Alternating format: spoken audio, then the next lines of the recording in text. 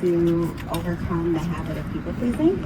And just so I know if I'm in good company, do I have any other people pleasers here? Anybody that struggles with boundaries, overextending yourself, saying yes to everybody else, and not, okay, cool. Misery loves company, so I'm glad I'm in good company. Okay, so one of the ways that I use the ABC of authenticity is to teach others and also myself on how to go outside of your comfort zone. Because it's so easy to stay in our comfort zone. It feels safe, it feels secure, it's what we know. But what we don't realize is our comfort zone becomes a coffin for our dreams and for our potential. And when I was a people pleaser, well, still people pleaser, everything kind of feels outside of the comfort zone. Saying no feels outside of my comfort zone. Speaking up for myself feels outside of my comfort zone. Doing this feels outside of my comfort zone. Going to places where I don't know people or trying new things that I might suck at, all feels outside of my comfort zone. But if I want to have the growth, the life, my heart's desires, I have to learn how to overcome that. And starting to play tennis at almost 40 years old, having never played a competitive sport in my entire life, really challenged me to go outside my comfort zone. And I could have said no, I could have stayed in my little bubble, but I would have missed out on so much. I would have missed out on opportunities like this. I would have missed out on the growth. And I've learned so much about myself. I used to think that I had horrible hand-eye coordination, but it turns out that I just needed to breathe and slow down. And Coach Jamel for that tip. That was very helpful for me, and I'm way more powerful than I ever thought I could be. So I want to give you guys a quick rundown on the ABCs of authenticity, and I'm hoping that it'll give you a foundation, a checklist. For me, I always say, am I doing A? Am I doing B? Am I doing C? And if I am, then I know I can confidently show up as my authentic self, as the favorite version of myself, and be cool in every environment that I go to. I don't have to worry about what others think of me. I don't have to worry about trying to be the best. I can just go and enjoy myself and just let go of the control and all the other drama. Okay. So again, this is the way you're gonna feel authentic, secure, to boldly be you, and go after your heart's desires. So the A is for alignment. Everybody say alignment. Alignment. Okay. Alignment is about alignment with your values and your favorite version of yourself. I always say favorite version of yourself, not the best version of yourself. Because if you struggle with perfectionism and you're like, oh, I gotta be the best, it can be really toxic. But your favorite version of yourself also gives you space and grace to be kind with yourself, to be your own best friend, to be your own cheerleader. So your alignment is about your values and the favorite version of yourself. And that is what allows you to know what to say yes to and what to say no to. So I don't know about you guys, but my favorite version of myself is not someone who is scared and cowers because they're scared and embarrassed and worried about what people will think of them. My favorite version of myself is someone who is bold and steps up and goes even when it's terrifying.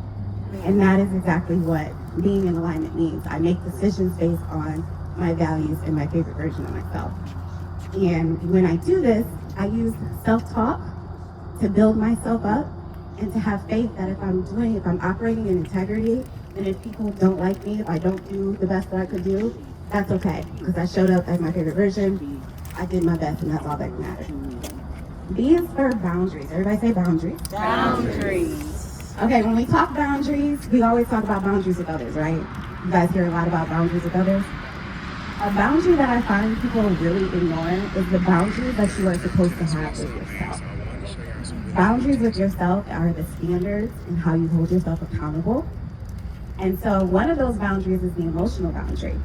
An emotional boundary is because I am a beginner and I just started in November and he's got me an intermediate tonight. What's that about? I don't know.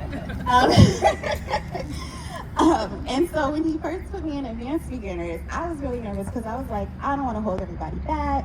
I don't want to be the person that sucks. I don't want to be the worst person. And again, that's where the emotional boundary comes in, because if I stay in that moment, if I worry about what everyone else thinks about me, if I worry about embarrassing myself, again, I'm going to keep myself from growth and opportunity. I'm in a new class today, meeting new people I've never met before, doing challenges in new ways, hearing words I've never heard before, and all of that is beautiful, and that's what I would miss out on if I stayed in my comfort zone.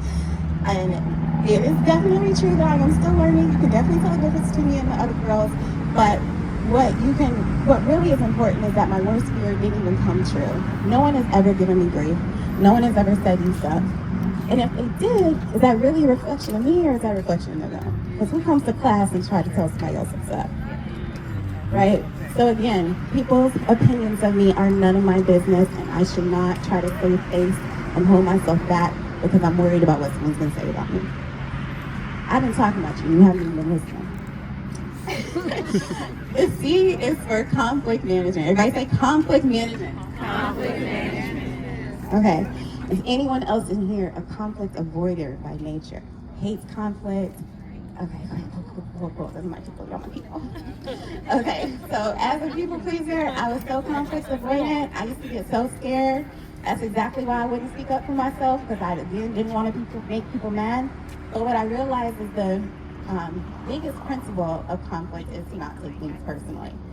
And my first day in the advanced beginner class, and again, coach moved me up without my permission, there was a lot of conflict on the court. Because again, I've never played competitive sports before, and y'all be talking to each other, okay? And like, everybody is knowing that you can have difficult conversations. Because the thing about conflict is it's a normal part of life. It's not something to be scared of. The problem is that we're not taught how to manage it and how to engage in it. So learning how to engage and have conversations is going to allow you to not be scared if you do come across someone who is rude, who does actually have the balls to say you so. It's going to give you the tools to be able to navigate that. I can talk all day, of course, about ABCs of authenticity because I love it, but that is just an initial rundown, a checklist that I hope that you can use as you go and extend yourself outside of your comfort zone tonight and in other opportunities. Is it anyone's first time playing tennis today? Awesome! Love it! See? Stretching outside the comfort zone. I love it. I was in your shoes. Okay. So, do a checklist. Am I in alignment with my favorite version of myself and my values, and my integrity? Am I practicing good boundaries, both with others and with myself? Most importantly, those emotional boundaries. Recognize what you are responsible for and what you are not responsible for. People's opinions of you are none of your business. And then see the conflict management. Know that conflict is normal, it's okay, it's a part of growth. You're gonna have internal conflict, you're gonna have external conflict, but you can navigate it as you continue to go. You wanna keep in touch with me? I'm on Instagram at Anna.Stewart16, and I hope you'll have a great night.